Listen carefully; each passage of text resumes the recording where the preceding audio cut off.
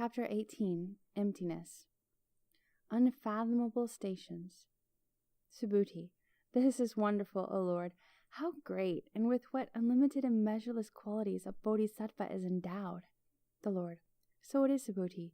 Irreversible bodhisattvas come to reveal to self and others pure, undifferentiated cognition as non-produced, innate, and simply beyond any conceptual fixations as self and others, and still just beyond any notions born of these skandhas.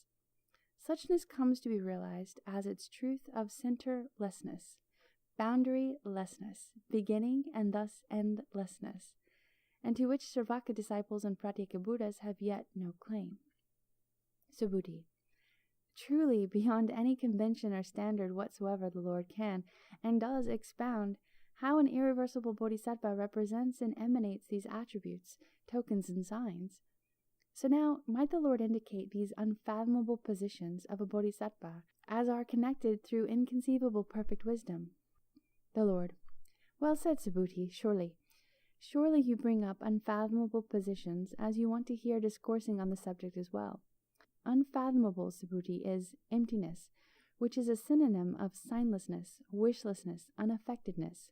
Such is unproduced, as in no birth, no existent, dispassioned of cessation, nirvana, and departing.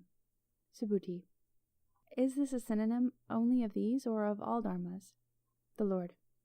Indeed, Subhuti, such is a synonym of all dharmas, as form, feeling, impulses, perception, and consciousness is unfathomable. Choose any dharma or dharmas whatsoever, and unfathomable among all and such, and unlimited is synonymous with and as such. How are any and all skandhas unfathomable? Just as unfathomable as suchness, so unfathomable is any and all skandhas.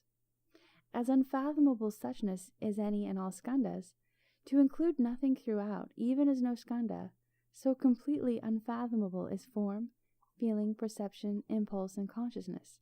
Even here is no form. This is the fathomlessness of form. Subhuti. Such is wonderful, O Lord. How subtle a device is such, as allows for this relativity of form, and indicates unfathomable nirvana at the same time. How to attend to perfect wisdom. The Lord. As a bodhisattva reflects, ponders, and meditates on these unfathomable positions, which are now connected through inconceivable perfect wisdom, and strives to stand, train, and progress as is ordained, described, and explained in this perfection of wisdom. Now, as one may do so for, say, one day only, how great the deed is which one does during this one day! And a person, moved by considerations of greed, had made a date with a handsome, attractive, and good-looking other person, and as now this other person is held back by yet something or other, and could not leave one's house, what do you think, Subhuti? With what would this other person's preoccupations be connected? Subhuti. With this other person, of course, one thinks about this other one coming, about these things to do together, and about joy, fun, and delight one has with the other. The Lord. Does this person entertain many such ideas in the course of this day? Subhuti. Many indeed, O Lord. The Lord. As many such ideas as this person entertains in the course of this day, so for each vibration comprising each of the thoughts from each idea, hundreds of thousands of kotis of eons for each of these vibrations, a bodhisattva spurns birth and death, turns one back on it, and has resolve enough to end this. Merit. As one stands, trains, progresses, meditates, and strives as is ordained, described, and explained in this perfection of wisdom, one's faults and obscuring defilements dissolve, which are a turning away from full enlightenment. As one bodhisattva gives oneself up to devotion to perfect wisdom, and does deeds for one day only, while dwelling completely in mental activities connected with perfect wisdom. And yet another bodhisattva lacks connections with perfect wisdom, but gives gifts for countless eons. More discreetly refined attributes has the bodhisattva which, for one day only, makes endeavors connected with perfect wisdom. A bodhisattva which for one day only makes endeavors connected with perfect wisdom begets merit other than the greatest merit of another bodhisattva, which for countless eons gives and bestows gifts on all classes of holy persons, from stream winners to Tathagatas, but lacks this discretion regarding perfect wisdom. And, as the other bodhisattva not only bestows gifts as indicated, but in addition observes these moral precepts, but still lacks in connecting these with perfect wisdom. This bodhisattva, which dwells in connection with perfect wisdom, begets other merit, and this one emerges from this mental work on perfect wisdom and demonstrates Dharma. And this remains true, even as other bodhisattva in attention were endowed with patience, even as in addition the other bodhisattva exerts vigor and makes endeavors about the trances and wings of enlightenment, but is still lacking connections in perfect wisdom. A bodhisattva which, as one gives this gift of Dharma, as said before, turns this over to full enlightenment, one such as this begets a different type of merit altogether, which benefits all sentient beings, than the bodhisattva which yet does not make such connections in perfect wisdom. The merit of a bodhisattva which not only gives this gift of Dharma, not only turns this over to full enlightenment, but employs the kind of turning over which is being taught in this perfection of wisdom, begets another type of merit indeed, beyond any reckonings whatsoever of greater or lesser. So as a bodhisattva which does all this, makes no further efforts than these visible and more tangible ones about in a meditative seclusion, this one's merit is very great perhaps, yet still different than this merit of one which also makes effort about this in a meditative seclusion, and which in addition is taken hold of by perfect wisdom, as coursing in her perfection, and now is open in this meditative seclusion, and is not devoid of perfect wisdom. The latter begets yet other merit. Immeasurable, empty, and talk. Subhuti. How can one say that one begets a greater merit, since the Lord has described all accumulations as the result of false discrimination? The Lord. In this case also the accumulation of merit on the part of any bodhisattva who courses in perfect wisdom must be described as just empty, worthless, insignificant, and unsubstantial. To the extent any bodhisattva goes on contemplating all dharmas in this manner, to this extent this one which does not lack affinities with perfect wisdom. And to the extent one does not lack affinities with perfect wisdom, to this extent one begets immeasurable and incalculable merit. Beyond any tabulation of such would result in some accumulation deemed as worth or of some value. Subhuti. Is any distinction made or difference noticed between immeasurable and incalculable? The Lord. Such is immeasurable, as in such even measurement cannot exist or take place. Such is incalculable, as even any sense or effort to count such is exhausted, and even numbers to count such as one or many, or even as one divided into many cannot take place. Subhuti. Is here any reason to assume skandhas, form, feeling, perception, impulse, consciousness, are immeasurable? The Lord. Yes. Subhuti. Of what is this term immeasurable a synonym? The Lord. Are not all dharmas described as empty?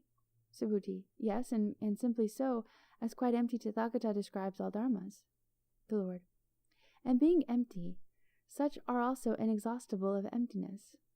And what is emptiness is also immeasurableness. So here and now, according to ultimate reality, neither distinction nor difference is apprehended between dharmas, nor can any between dharmas even begin to be assumed. As talk of these are described by Tathagata, one merely talks as one speaks of immeasurable or incalculable or inexhaustible, or of empty or signless or wishless, or this unaffected, or non-production, no birth, non-existence, dispassion, cessation, nirvana. This exposition is being described by Tathagata as the consummation of demonstrations. Subhuti. It is wonderful to see such an extent of which Tathagata demonstrates true nature of dharmas, and yet one cannot properly talk about the true nature of dharmas in any sense or even predicating distinctive attributes to truly non-existent, separate, real entities around and through us. As I humbly understand this meaning of Tathagata's teaching, neither any nor all dharmas can be talked about in any proper sense. The Lord. So it is, for none can properly express emptiness of dharma in words, and ever and always can such be merely indicated, neither growth nor diminution. Subhuti. Can something truly have growth or diminution, as it is beyond all distinctive words, and even characteristics? The Lord. No, Subhuti. Subhuti. But as no growth or diminution occurs of any entity or dharma, which is beyond all distinctive words and even characteristics, so also can neither growth nor diminution of these 6 perfections occur. And now, how does a bodhisattva realize full enlightenment through the force of these 6 perfections, as these do not grow? And how does one even come close to full enlightenment, since without fulfilling these perfections, one cannot come close to full enlightenment? The Lord. So it is, Subhuti. Here is certainly neither growth nor diminution of a perfection entity. A bodhisattva coursing in perfection of wisdom, who develops affinities toward perfect wisdom and comes to be skilled in means, does obviously not think, this perfection of giving grows, this perfection of giving diminishes. Rather, such a one knows, this perfection of giving is a mere word and a characteristic. As one gives a gift, one is turning any and all merit over thus, in total equanimous reflection for any accountability whatsoever. One comes to reveal that such as merits cannot be had outside of or in addition to the infinite fullness of emptiness, for such is always already had, merely in the simple realization that even in the mental activities, the production of thought, the roots of good which are involved in the act of giving, is to and for the total benefit of countless sentient beings. However, in such a revelation, one turns these over in such an automatic way as one respects this actual reality of full enlightenment. One proceeds in this way as one takes upon oneself these moral obligations, as one perfects oneself in patience, as one exerts diligence, enters into the trances, courses in perfection of wisdom, as one develops and maintains affinities to perfect wisdom. See? Subhuti. So now, what is this supreme enlightenment?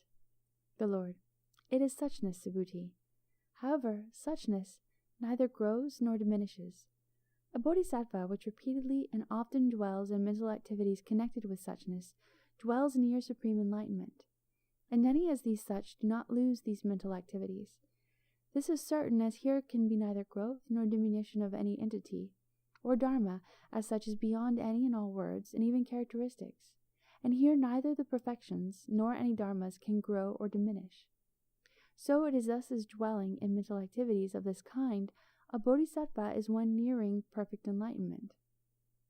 Yet in suchness also are neither considerations of distance as near or far, nor of time as sooner or later. For now, Subhuti, this is all.